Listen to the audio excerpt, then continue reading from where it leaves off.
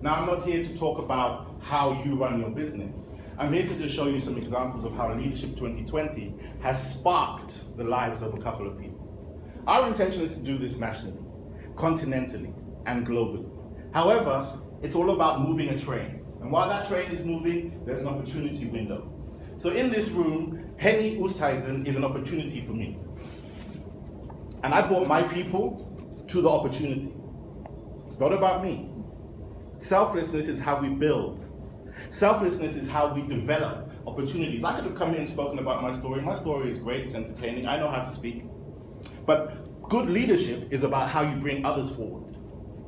Good leadership is about how you develop opportunities for others to shine and give them the platform and the lift that they could not have accessed. The way that I accessed Mr. Oosthuizen is very, very interesting. I'm not going to tell you about it, but we'll talk about it maybe during coffee or whatever it might be, because Malibongwe has got an even better story. Ladies and gentlemen, please put your hands together. 4, he's come from Durban tonight. 10 o'clock bus. We can stand. I think we can even stand up and give it to this guy who's come on the bus from Durban with nothing to take the opportunity. Malibongwe, well done.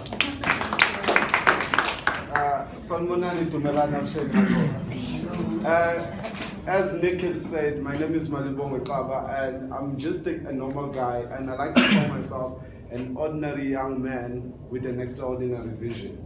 And just one call that I took, I called Leadership 2020. They didn't know about me. I'm from Durban, they in Joburg.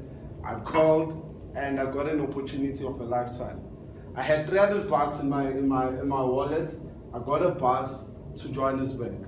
When I got to Johannesburg, I didn't even know where's this place where the Sunday Circle was happening. I didn't even know where Monte Casino was. Here I am, a boy from Lindelani, and Lindelani is a small township, one of the poorest townships in Durban, if not South Africa. And here I am, I'm saying, how am I going to get to Monte Casino? I don't even know where to go. And luckily enough, a friend of mine offered me a lift, got to Monte Casino. I got there. Sbu didn't even know, but didn't even know that I was going to be there. But Nick knew. I got an opportunity, less than 3 minutes. I shared my story in less than 3 minutes. I told them where I come from, I told them my vision, and then I went back to sit down. I sold my book, which is a book that I wrote on a BlackBerry. We auctioned the book for 1,000 rand each. So I made 4,000 rand with 4 books that I had. On top of that, I actually got clothing sponsored, because what I was wearing was the last thing that I had on me. I was wearing khakis and a jean that I bought a day before at Mr. Price. I didn't have anything. They just broke in my house and they took everything. So here I am, whatever I have that I'm wearing, it's actually something that's the only thing that I own. And this guy says, Malibongwe, I'm going to sponsor you with clothing worth 15,000 rand. I'm like, 15,000 rand? Then I'm going to be like, I was going to go to Ireland. And I was saying to myself, when I'm speaking in Ireland, because I was going to speak at an event called One Young World. When I'm speaking in Ireland, people are going to start respecting the message that I'm going to bring. Because all of the time, it might not be about what you're wearing, but your first image always counts. And then on top of that, I also got a sponsored trip to that One Young World Summit. And my story is just from Elindelane, just a phone call and made things happen. And my challenge for everyone that is here today is that, what are we doing to give back? Maybe you're doing something on your own. But my challenge to you is that sometimes I give with nothing. I don't have anything.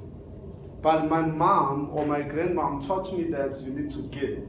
I remember when I grew up, my grand will tell me that, Malibongwe, you need to give what you have. And I was like, but we have nothing. And she said, Malibongwe, you need to give. I remember she used to take the little and then give it to other people. So what am I saying about me now? I'm actually saying that it's about time as young entrepreneurs in the township, we stop focusing on ourselves. we stop doing what Bulelani was saying, start thinking that flashy clothes and flashy things are the things that are going to make us successful. A lot of people think that's success, but for me, success is achieving something that you set up to achieve. I set up to achieve. I set up to write a book. My first book is All Things Are Possible. I wrote it on a BlackBerry. When I didn't have something, I used my BlackBerry. My second book, Born to Leave a Legacy. I know that I'm born to leave a legacy. I know that my background doesn't determine who I am. I know where I come from doesn't determine who I am. When I came here, no one even knew that I came with a bus. If Nick didn't tell us, no one even knew. Because it's not about where you come from, but it's where you're going. But where am I going? I'm going to a place that no one has ever been. When I called Leadership 2020 when they were at Cliff Center, they laughed at me when I told them that I'm going to be an international icon. Actually, I didn't say I'm going to be an international icon. I said it's Malibongwe Xaba, the international icon. 2 months later, I got a phone call from One Young World telling Malibongwe, we got someone that is going to sponsor your second trip to One Young World, all expenses paid for, and you're going to also get an opportunity to go and speak in the US in a school called Viewpoint. Now, Viewpoint is where Tom Cruise sent his kids. Now, I was speaking in a school where Tom Cruise's son was sitting and was looking at me. I was saying, wow, what a privilege that I had at that particular time. Now, remember where I come from. It's not where you come from, but it's where you're going. A lot of people like to judge themselves with what they have, but I don't like to judge people with what you have. I like to judge people with what is in here. And I know there's an African proverb, and this African proverb says that what lies behind us and before us are small matters compared to what lies within us. So my question for you today is that what is it that is within you? What is it that you need to awaken in you? When I went to Bangkok, I went with 100 books.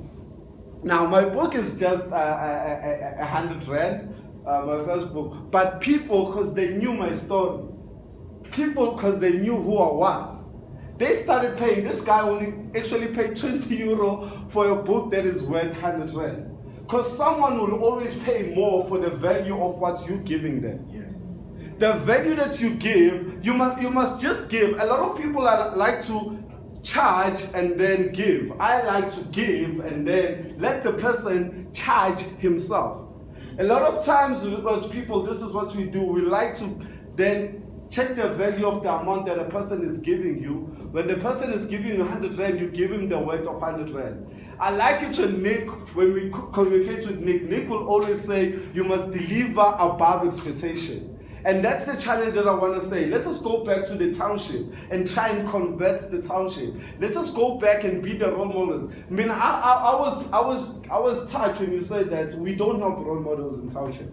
The people that have in township, they end up moving out. So why am I still in the township? Because I want to be the role model that young people are going to see. I want to be the influence that people are going to see. I want to be the first person in my neighborhood that is going to drive the car that I want to drive. I want to be the first person in my neighborhood that is going to build a double-story house. And it's possible because I know it's possible. I know that I believe in it. So my challenge for you today is that just because I grew up in a disadvantaged community doesn't mean that I'm disadvantaged. If I can write a book on my smartphone, what's stopping you? That's the challenge that I'm living with you. If I can write a book on my smartphone, what will stop you? Now the BlackBerry, there was that roaming around watch while I was typing and doing all these amazing things. And the roaming around watch started, I had to switch it off. In life, you'll get challenges like that. While you're on the road, things will just come and it will serve you in a different direction. But my thing is that I took out the battery, put it back in, and I continued. So my thing is that take out whatever that is troubling you and continue. Don't let negativity influence you. Don't let what is negative influence who you are. A lot of people get influenced because of negative people. So my challenge for you today is that just because you grew up in a disadvantaged community doesn't mean that you're disadvantaged. I wrote a book on a BlackBerry, and I'm proud to say that today I can regard myself as an international icon. A lot of young people across the world are looking up to me because of what I took a stand, and I said where I come from doesn't matter, but it's where I'm going that matters. A lot of us like to challenge ourselves because of where we come from. So that's a challenge that I want to say. I'm just Malibongwe Xaba, an ordinary young boy from Malibongwe. If you were to see where I stayed, you'll be even shocked of the words that I've just said. But it's not because of where I come from. My granny taught me one thing that was really amazing. He taught me, Malibongwe, you need to give, even the last thing that you have. I go to schools almost every week, and I give. And I still don't have, but I still give. Because giving will make you gain more. Giving is a start of reaping future success. So I will challenge that everyone in the room, what are you doing to give back to the community? What are you doing to give back even to your community? In closing, Professor Mohammed Yunus once said something that was really amazing. He said that if you want to start a business, now Professor Mohammed Yunus is the guy that started micro lending, micro loans and things. He's from Bangladesh. And he said something that was really amazing at the One Young World. He said that whenever you want to start a company, whenever you want to start a business, first find the problem, and then you'll find the solution of that problem, and then that will make your business. So I'm saying, go back in your township, look for those problems, look for those opportunities for you to create.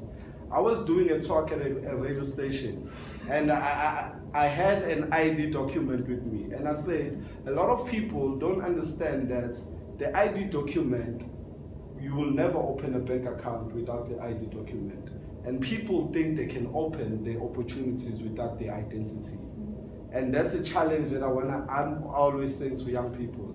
Have your identity intact, and you'll be able to change people's lives. Have your identity intact, and you'll be able to open doors for you. Your ID might be important to open a bank account, but your identity is also equally important to open opportunities for you. Thank you very much.